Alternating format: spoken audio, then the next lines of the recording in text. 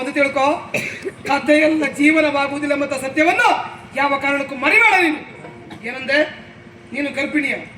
ತಪ್ಪೆಂತದ್ದು? ಎಲ್ಲೋ ಗಣಿಕೆಯರ ಕೇರಿಯಲ್ಲಿ ಹುಟ್ಟಿ ಬೆಳೆದವಳು ನೀನು. ಅಲ್ಲಿಯೇ ಯಾರನ್ನ ಸೇರಿ ಗರ್ಭಧರಿಸಿದ? ಆ ಗರ್ಭಕ್ಕೆಲ್ಲ ನಾನಪ್ಪ ಆಗ್ಲಿಕ್ಕಾಗುದಿಲ್ಲ. ನೀನು ಹೋಗ್ಲಿಕ್ಕೆ ಏನು ಕಷ್ಟ? ಏನು ಬೇಕು ನಿನಗೆ? ಉಡುವುದಕ್ಕೆ ಪಟ್ಟೆ ಸೀರೆ ಬೇಕಾ? ಉಣ್ಣುವುದಕ್ಕೆ ಮೃಷ್ಟಾನ್ನ ಬೇಕಾ? ಕೈ ತುಂಬ ಹಣ ಬೇಕಾ? ಅದು ಬೇಡ.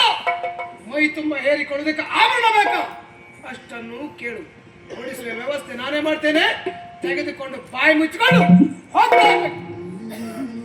ವಂಶಿ, ನನ್ನ ಆಭರಣವೇ ನೀನು. ನೀನೇ ದೂರಾದ ಮೇಲೆ ಮತ್ತೆ ಬೇರೆ ಆಭರಣದ ಆಸೆ ನನಗಿಲ್ಲ ವಂಶಿ. ಈ ಜೀವದ ಉಸಿರೇ ನೀನು. ಉಸಿರೇ ದೂರಾದ ಮೇಲೆ ಮತ್ತೆ ಬದುಕುಂಟೇನೆ. ಇಲ್ಲ, ನನಗೇನು ಬೇಡ. ನೀನಾಡಿದ ಮಾತುಗಳೇ ನನ್ನ ಹೊಟ್ಟೆಯನ್ನು ತುಂಬಿಸಿತು ವಂಶಿ. ಮನಸ್ಸಿಗೆ ಸಂತೋಷವಾಯಿತು. ನಾನು ಬರ್ತೇನೆ.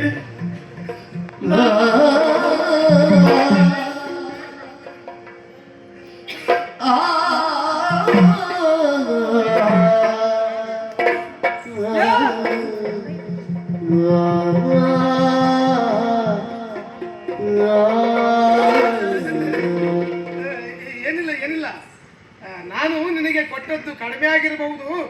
ಹೆಚ್ಚಿಗೆ ಬೇಕಾದ್ರೆ ಕೇಳು ಅಂತ ಹೇಳಿಕಷ್ಟೇ ಕರೆದತ್ತೀನಿ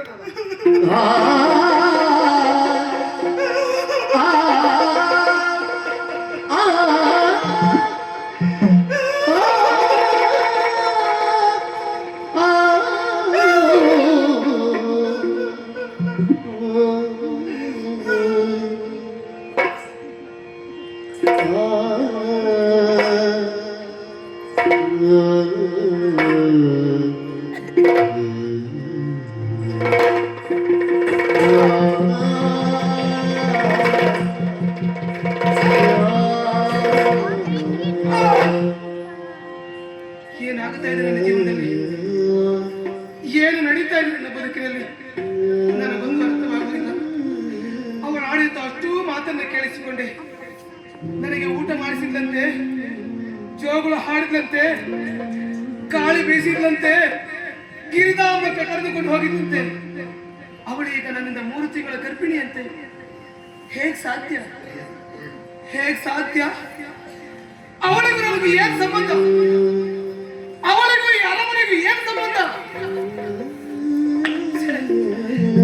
ಎಲ್ಲವೂ ಗೊಂದಲವಾಗಿದೆ ನನ್ನ ಬದುಕಿನಲ್ಲಿ. ಯಾಕಿಷ್ಟು ಸಂಕಟ ನನಗೆ? ಯಾಕಿಷ್ಟು ತೊಳಲಾಟ ನನ್ನ ಮನಸ್ಸಿನಲ್ಲಿ? ನನಗೊಂದು ಅರ್ಥವಾಗುತ್ತಾ ಇಲ್ಲ. ದೇವರೇ, ದೇವರೇ, ದೇವರೇ! ನೀನು ಗರ್ಭಿಣಿಯ? ತಪ್ಪೆಂತದ್ದು? ಎಲ್ಲೋ ಗಣಿಕೆಯರ ಕೇರಿಯಲ್ಲಿ ಹುಟ್ಟಿ ಬೆಳೆದವಳು ನೀನು. ಅಲ್ಲಿಯೇ ಯಾರನ್ನ ಸೇರಿ ಗರ್ಭಧರಿಸಿದ? ಆ ಗರ್ಭಕ್ಕೆಲ್ಲ ನಾನಪ್ಪ ಆಗ್ಲಿಕ್ಕಾಗುದಿಲ್ಲ. ನೀನು ಹೋಗ್ಲಿಕ್ಕೆ ಏನು ಕಷ್ಟ?